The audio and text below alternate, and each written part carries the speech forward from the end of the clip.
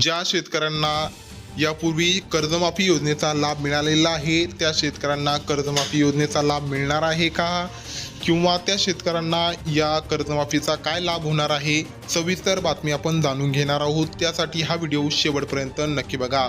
चॅनलवर नवीन असाल तर चॅनलला सबस्क्राईब करून बेल आयकॉन नक्की दाबा।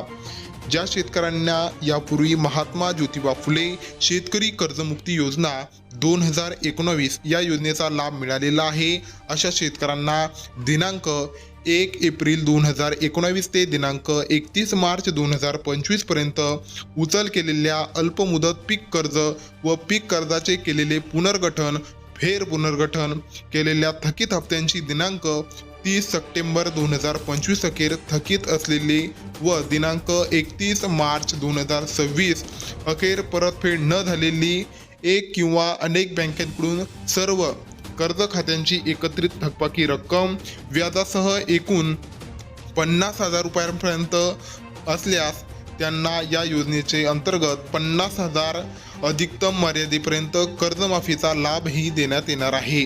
तर ज्या शेतकऱ्यांना यापूर्वी महात्मा ज्योतिबा फुले शेतकरी कर्जमुक्ती योजनेचा लाभ मिळालेला आहे अशा शेतकऱ्यांना 50,000 रुपयापर्यंत कर्जमाफीचा लाभ दिला जाणार आहे। तर यावर तुमचं मत, तुमची प्रतिक्रिया मला कमेंट बॉक्समध्ये नक्की कळवा।